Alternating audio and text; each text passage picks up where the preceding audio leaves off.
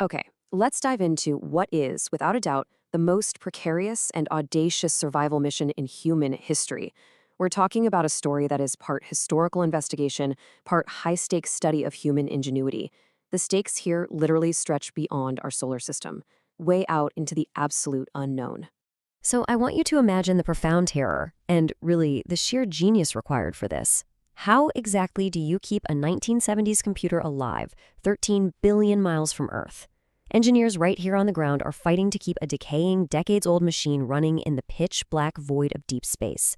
It's an environment it was never truly expected to survive. There's no possibility of a physical repair. You can't just call a mechanic out there. You just have the ingenuity of these engineers battling against the relentless decay of time and distance. And the agonizing ticking clock of this entire mission? It comes down to a single number: 4. See, Voyager 2 relies on radioisotope thermoelectric generators, which basically convert the heat from decaying plutonium-238 into electricity.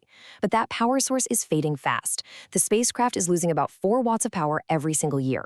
So engineers are forced to constantly make these life-or-death decisions about what parts to keep alive and what parts to just let freeze in the dark. Facing the permanent death of a crucial science instrument, NASA engineers designed this desperate, totally unprecedented hack that they called the Big Bang. They had to deliberately shut down selected powered devices simultaneously, completely rearranging the probe's power and thermal systems. It was a massive, all-at-once power system swap, executed with razor-thin margins. And the whole goal? Just to free up a measly 10 watts of power. 10 watts! But that was just enough to buy this aging explorer at least one more year of science. 13.2 billion miles. That is how far away Voyager 2 is from the engineers attempting this incredibly delicate, highly risky operation. At that immense distance, a single command traveling at the actual speed of light takes nearly 20 hours just to arrive. That means after pulling off that Big Bang hack, ground control had to sit and wait a grueling 40 hours round trip just to find out if they had saved the spacecraft or accidentally killed it. Part 2. The 176-year celestial gamble. Now, Voyager 2's incredible journey into the dark and this desperate fight for survival, well, it was never a certainty to begin with. In the early days of space exploration, scientists realized a closing window was upon them. It was a rare planetary alignment that occurs only once every 176 years. NASA leveraged this fleeting moment to launch a probe that could slingshot from Jupiter to Saturn to Uranus and finally to Neptune, entirely on borrowed gravity. This alignment turned what was supposed to be a 5-year mission into a grand tour, cutting the flight time to Neptune from 30 years down to just 12. But actually surviving that tour required the spacecraft to function flawlessly under immense pressure. But the tension begins incredibly early. Just months after its launch in August 1977, a catastrophic failure nearly doomed the whole mission before it even reached Jupiter. On April 5, 1978, the primary radio receiver completely and permanently failed. And to make matters worse, the backup receiver was flawed. It had a bad component that made it impossible to lock onto the Doppler-shifted frequency of signals transmitted from Earth. For 8 terrifying days, ground control heard absolutely nothing.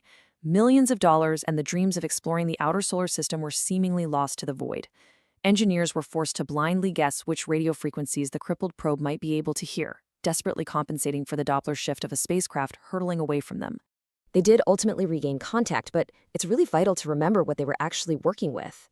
This incredible survival story, the reprogramming, the delicate course corrections, it's all being managed by a frail 1970s computer with just 8 kilobytes of CMOS memory, navigating the dark on old assembly language. Today, a simple text email takes up more memory than the computer that is currently navigating the cosmic ocean. Part 3. Surviving the Grand Tour. Having survived the darkness and the equipment failures, Voyager 2 embarked on a series of discoveries that completely shattered our preconceptions of the universe. It didn't just take photographs, it delivered revelations. It found active volcanoes erupting on Jupiter's moon Io. It discovered that the magnetic field of Uranus is radically tilted 47 degrees off its axis. At Neptune, it captured an Earth-sized storm called the Great Dark Spot, with winds whipping at 1,000 miles per hour. And on Neptune's moon Triton, despite surface temperatures of negative 392 degrees Fahrenheit, it actually witnessed geysers spewing dark volcanic material into space. History was literally unfolding in real time. Consider the historical weight of this achievement. Voyager 2 remains the only spacecraft in human history to visit Uranus and Neptune.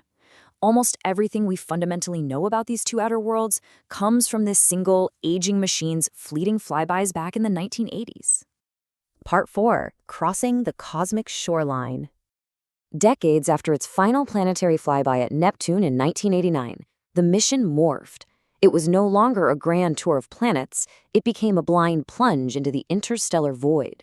And the sheer kinetic energy here is staggering. 34,000 miles per hour. That is 9.5 miles every single second. At that blistering speed, it approached the very edge of the sun's influence. And then, on November 5, 2018, its instruments recorded a dramatic environmental shift. A definitive jump in plasma density proved that Voyager 2 had actually crossed the heliopause.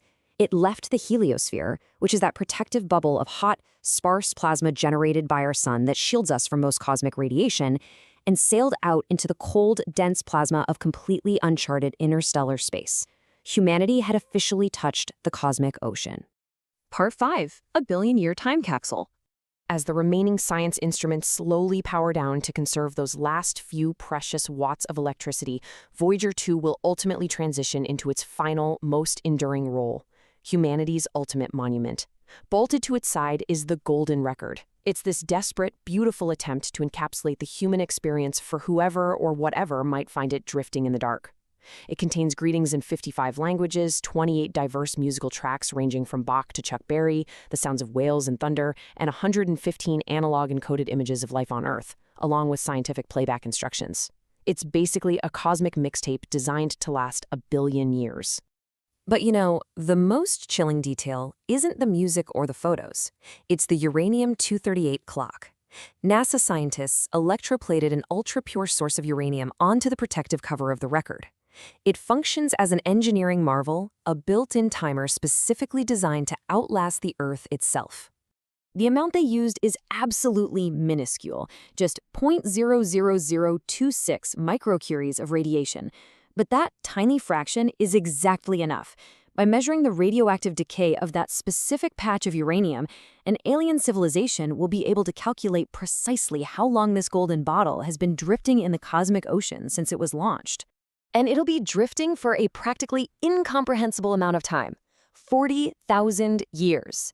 That's how long it will take just for Voyager 2 to pass within 1.7 light-years of another star, a red dwarf called Ross 248. From there, it will quietly orbit the center of the Milky Way galaxy every 225 million years. So, we are left with a final, truly haunting question. What will the universe look like when Voyager 2's silent billion-year clock finally stops ticking? Long after the engineers who fought to save it are gone, this fragile 1970s machine will still be out there, the ultimate monument to the brief, audacious moment humanity first stepped into the dark.